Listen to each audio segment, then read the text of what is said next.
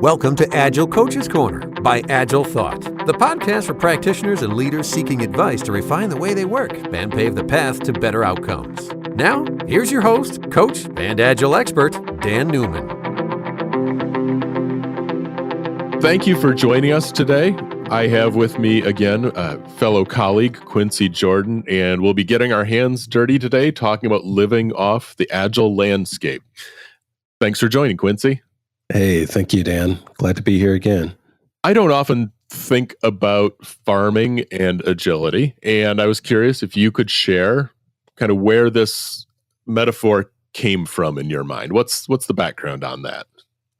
Sure. So, it's interesting. I've done several, maybe I shouldn't say several, multiple large enterprise transformations at this point.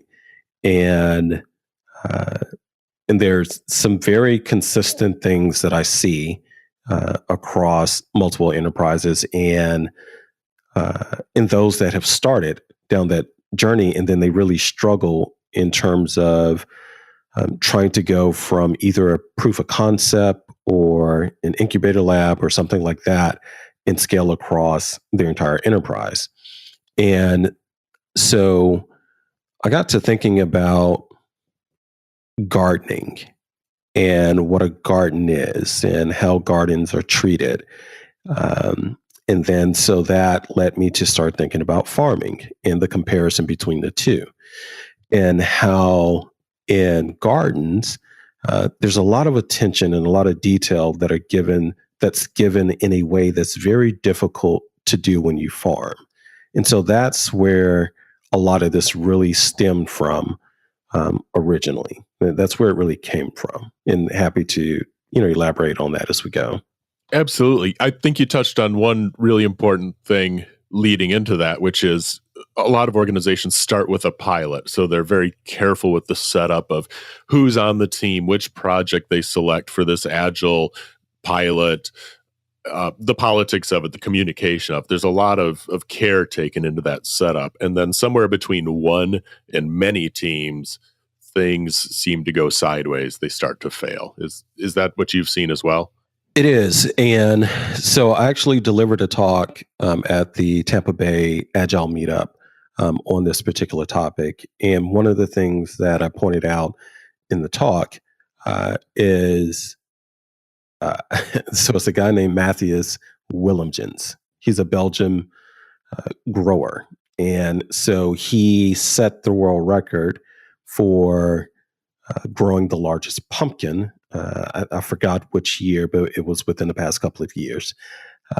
And his pumpkin, he grew it up to 2,624.6 pounds. Like, that's a huge pumpkin. Giant. And it's a giant. They had to put it on a forklift, and it was very difficult to move. It was very impressive. And so that kind of really intrigued me on, okay, well, what are some of the things that one has to do to grow a pumpkin that large?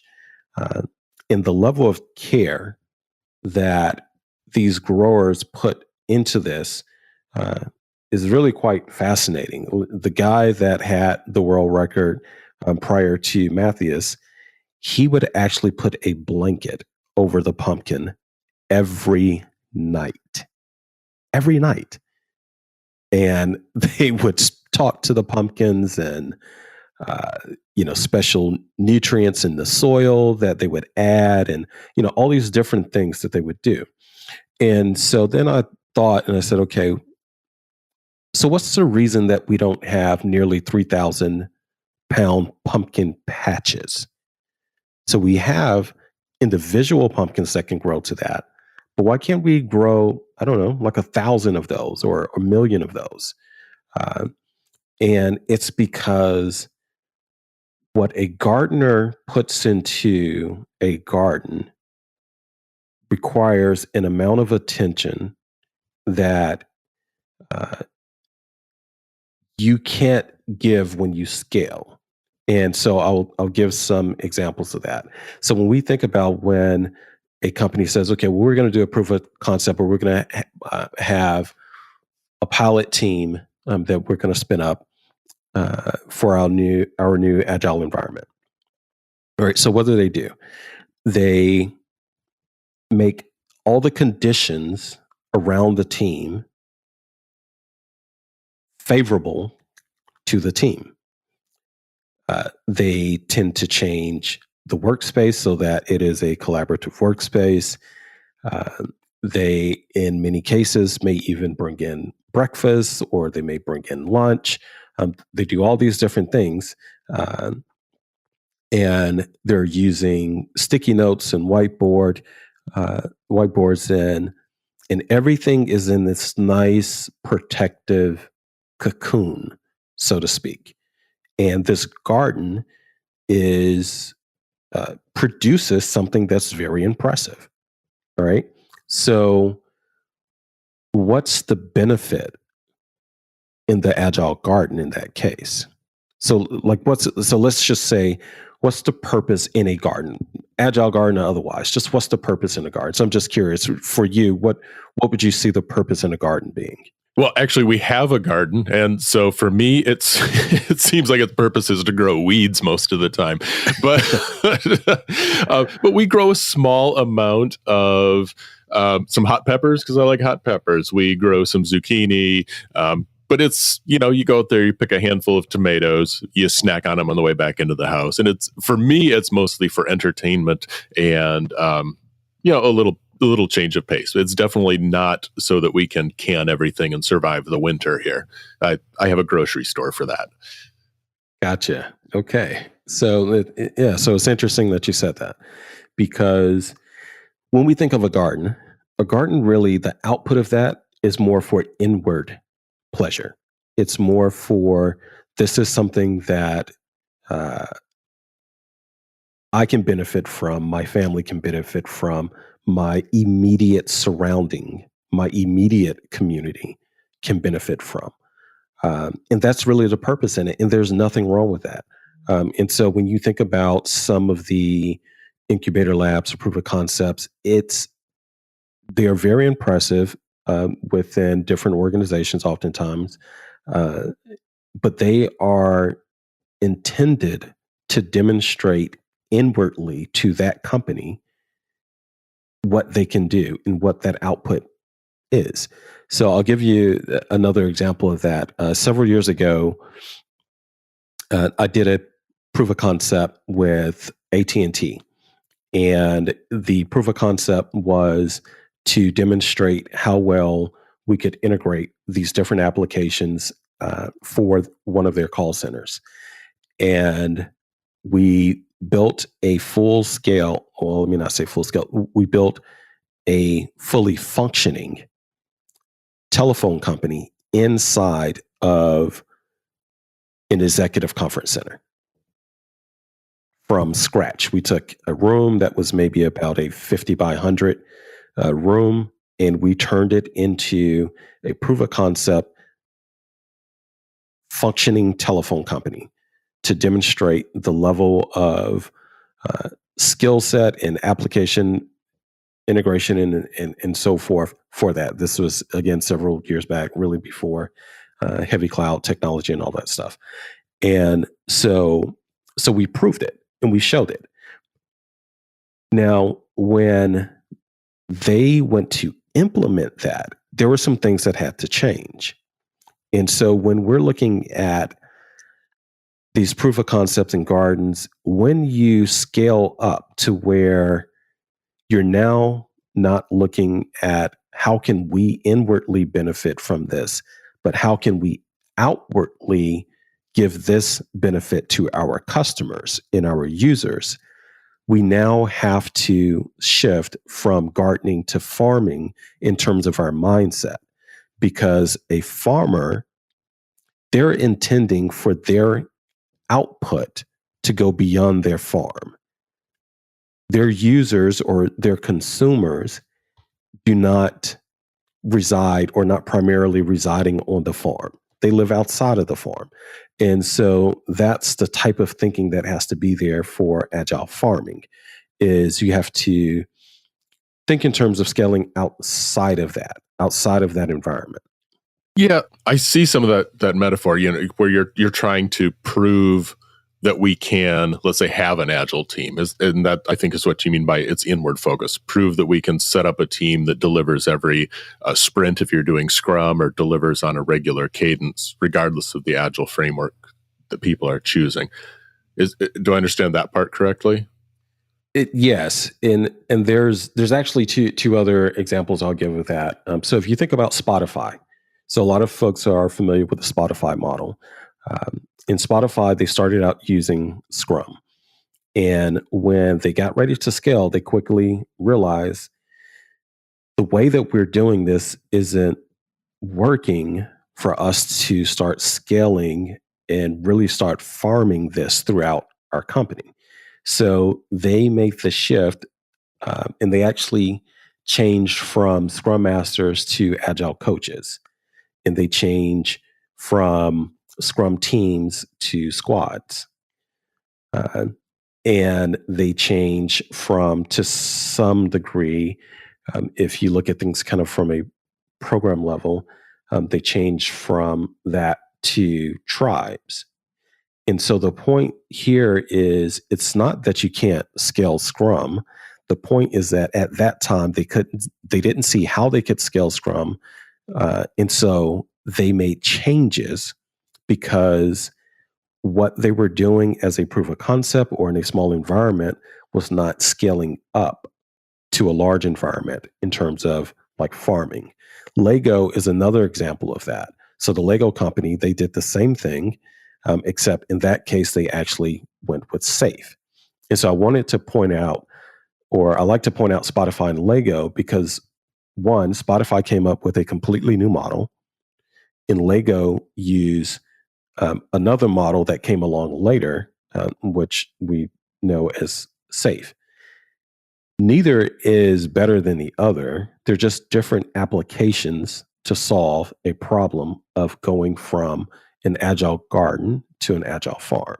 Sure. Yeah. The scale is going to impact the tools you choose, the approaches that are used.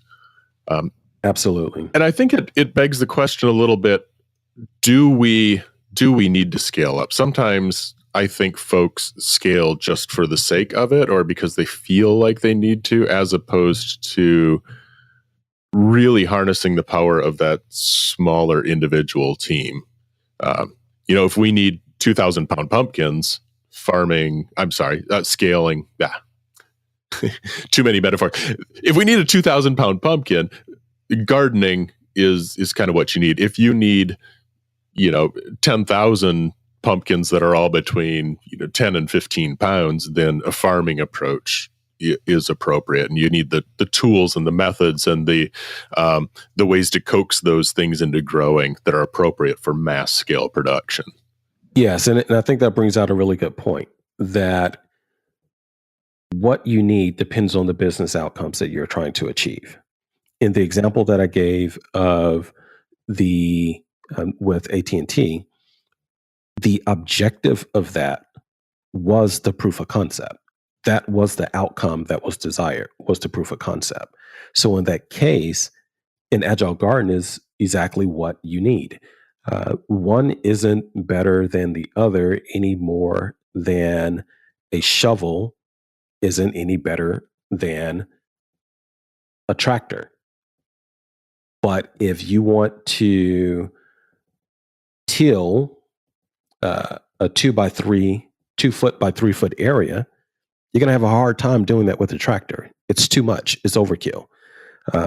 And in that case, a shovel is what you need. And so I'm glad that you brought that up about the tools, because that's exactly what has to happen. I personally, my tools of choice in, as I put it, fighting the war on transformation, are stickies and Sharpies. Those are my tools of choice. Those are my weapons of choice. However, I do recognize that if I am helping an organization transform that is 1,500 to 2,000, 1,800 strong in their area that is being transformed, stickies and sharpies will help, but there's going to need to be more to organize and structure across an organization that large. And so one of the things that I like to point out is that the vantage point makes a difference. So I show an image, and if you would just imagine the image of a tomato vine up close, like you're really close up on it, you can see the ripeness of the tomato. You can see the beautiful reddish orangish color to it, and the strong green vines that it's attached to, and it's nice and plump. The skin is very firm. It's perfect, and you can see that really well.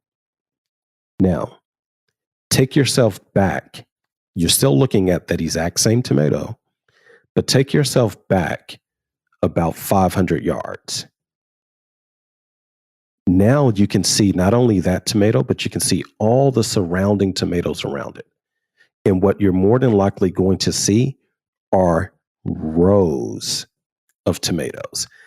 The vantage point starts changing the further back you have to remove yourself from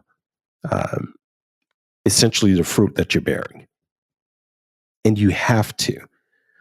Now, everyone doesn't have to, but if you're going to scale, you have to move back some so that you can see the bigger vision, you can see the bigger picture. And one thing that I've noticed, just even from a natural standpoint, when you pull back, say like to an aerial view of a farm, it starts looking very symmetrical. You start seeing a lot of rows.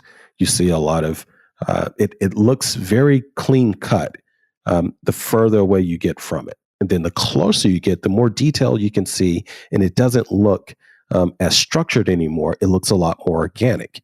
The interesting thing is it's the same area. It's just how you're looking at it. It's just how close you are to it.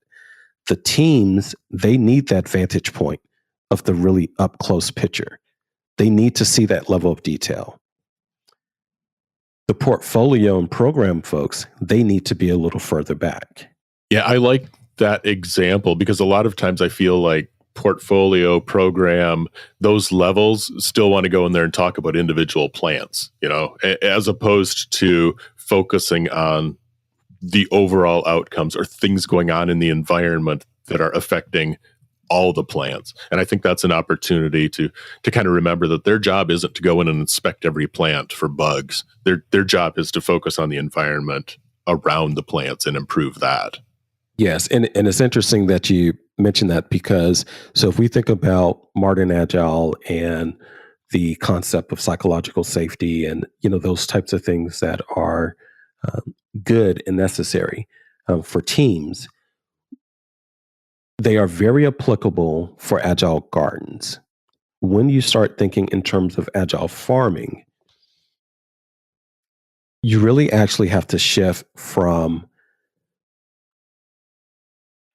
only thinking about psychological safety, and you have to shift into how do I protect the psychological safety? So at one level, you're trying to protect the individual through psychological safety, but the psychological safety itself needs protection in that environment. So I'll tell you exactly what I mean by this. When you have a garden is so much more easier to control that you can actually encapsulate the entire garden to keep things out and make it the exact environment that you want it to be. I have that fence around my garden, and the bunny looks so sad. Actually, the rabbit sneaked through the fence one time, but that's a different story. Right, but we got plastic fence. We put it around the roughly 40 feet of perimeter that we have for our little baby garden. Yes, and that's because it's a garden. But now imagine if you decided, okay, we've done this garden thing, so now we're going to we're going to actually do a farm. So you go and you buy 2,000 acres. How easy would it be to try to cover that 2,000 acres in the same way that you did for your garden? And if you did, would it then hurt the production that you have and so forth? So when we start talking about agile farming, psychological safety is important, but farmers have to actively protect the garden. They have to do things like they have to literally either purchase certain types of animals that are going to help protect the garden. They have to put things in place to protect the safety that's there.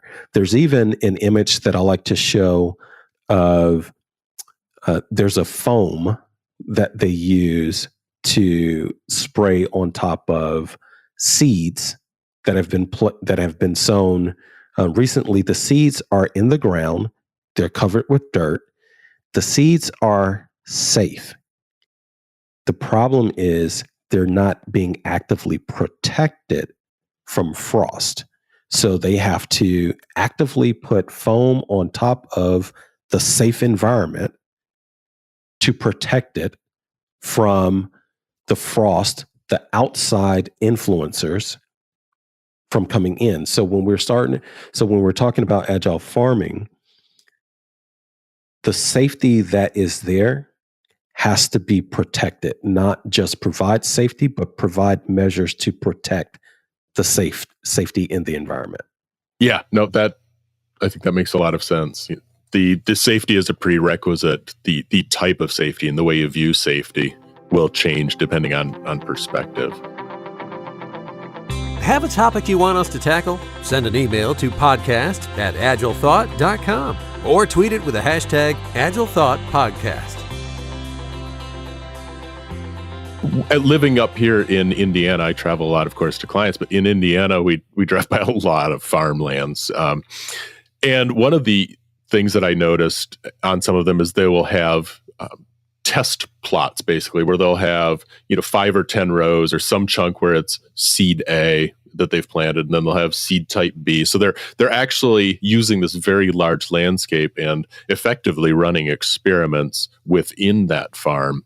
And I think that's another facet as you go beyond one team up to a bigger program or a portfolio of work in an organization, is then you can really intentionally craft experiments across each of those groups, not to compare one group to the other in a psychologically destroying way, but to look at, hey, when we change this part of the environment, what happened, and maybe run a different experiment in parallel. And then you can take the output of those and maybe try to scale that up. So it's somewhere maybe in between that gardening and the farming, where you can use the farming to conduct multiple parallel experiments.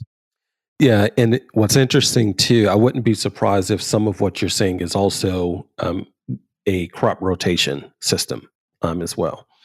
And so one of the things that farmers do is crop rotation.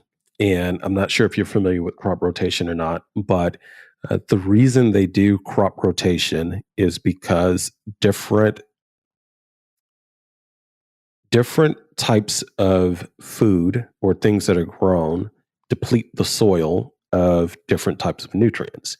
And some things that are grown actually put certain nutrients into the soil. So they will rotate what they grow on different plots of land. Sometimes it's a 3-year rotation, other times it's a 4-year rotation. What I find interesting about that is what I've seen in a number of companies is they will take a team or maybe 4 or 5 teams, and they'll say, these teams are the feature teams. That's all they work on. They're the feature teams. And these teams over here, all they work on are break, fix, or bugs. And that's all they do. And even though those teams may do pretty well, what I've noticed that happens is they essentially deplete the soil. And the teams actually need to be rotated through whatever part of the product that they're working on, or maybe rotate it into another product. You will find that they start to get what I kind of consider like transformation fatigue or agile fatigue or something like that, where it's not that they don't like the work that they do. They've just done it so much that they're really just kind of bored and tired of doing it, and they need to rotate.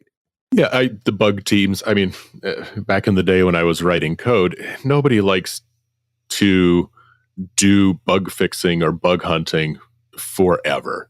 And if you don't have the feature teams getting exposed to pain their bugs cause, they're not going to learn as much about. So I like that idea of rotation, where people aren't on the same particular specialty for long periods of time. It does make me think about some of the activity going on, again, in the farming community, though. Corn's an example. Corn needs nitrogen. And so that's why they rotate corn and beans, is because beans fixate nitrogen in the soil. Some of the research going on is now, what if you had corn that could fixate its own nitrogen? And we won't get into the whole modified organisms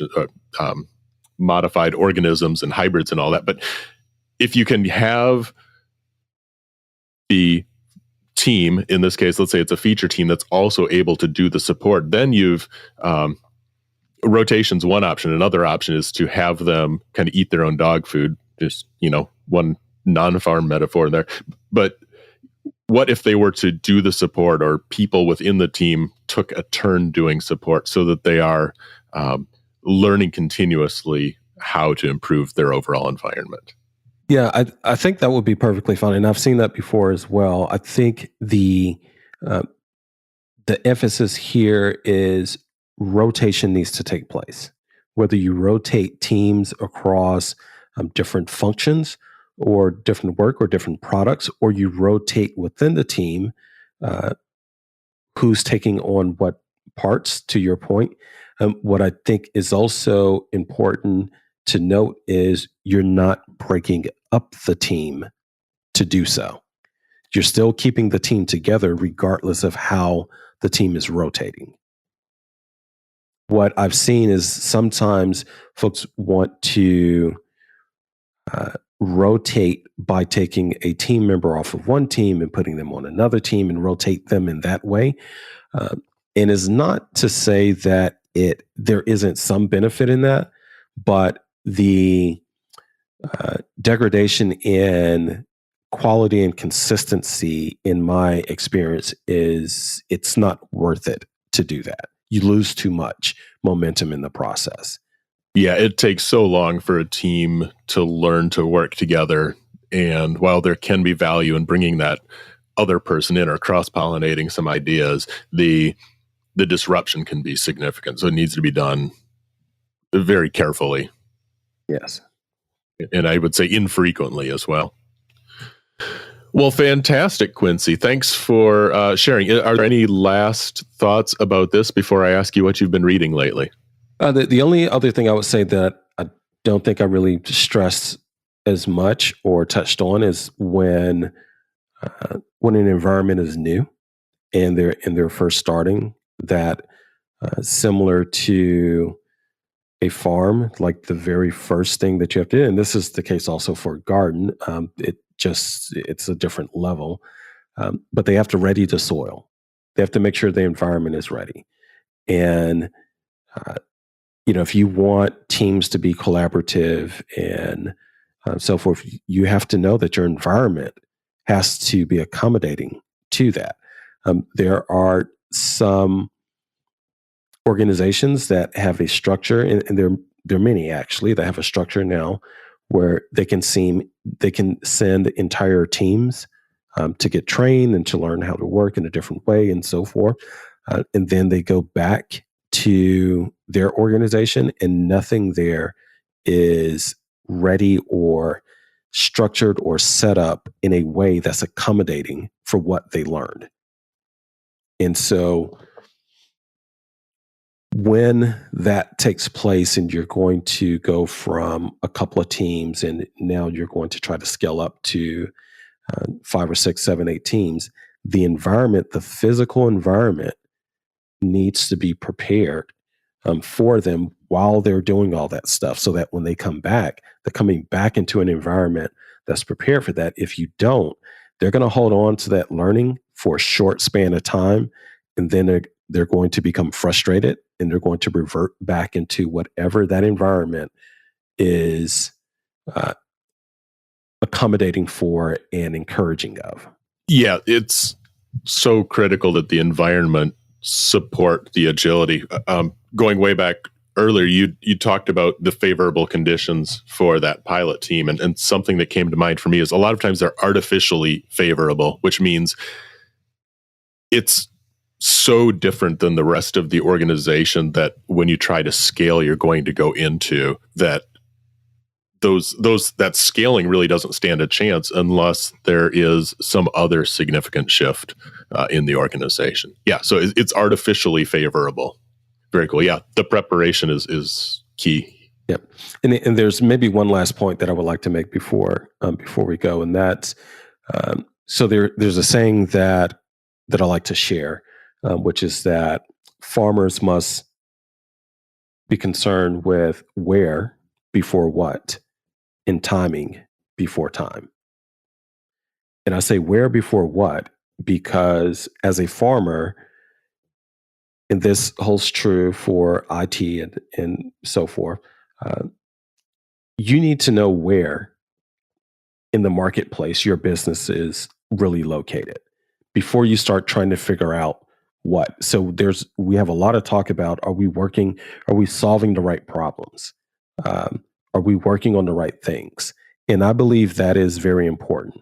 And maybe this is a lead into another podcast. I don't know, but and I think that's keep them coming. Yeah, and I think that's very important. But I think before we start asking the question of are we solving the right problems, I think we have to evaluate, well, where are we in the process? Because if you think that solving the right problem is, well, we're going to spin up 7 more Scrum teams, and where the problem is located is actually in HR, or it's in finance, or it's in marketing, then you can spin up all the number of teams that you want. It's not going to matter because you're actually placing the efforts in the wrong area. And in the analogy that I like to think of, or the experience that I like to think of, is when you go to the doctor, one of the first things they want to know is, where does something feel uncomfortable? Irregardless of what it feels like, where? Because if you're feeling pain in your forearm, you don't exactly want the doctor x-raying your leg, because that's not where pain is being associated. And then the second thing was timing, that farmers must be concerned with timing before time. And what I mean by that is, when you scale up in an agile garden, you don't have to be as concerned about what's going on in the stock market and what Wall Street is doing and shareholders. And you don't really have to be as concerned with all that. But when you are looking at agile farming and you're looking at a large enterprise, whether it feels organic or not, it's a reality that what's going on Wall Street very well can affect whether or not you can have 6 agile teams and spin up to 18, or your stock price plummets and causes the powers that be to make decisions to say, nope, we need to keep the number of teams we have and we can't spin up anymore. So if those things are not being thought about quarter after quarter, there are shareholder meetings, there are different things that have to take place, and those things are on a set time. They're on a set calendar, and farmers have to cooperate. They have to cooperate with the seasons and the calendar and so forth. They can't fully dictate everything like you can in an agile garden. So some things you can, and some things you have to cooperate with.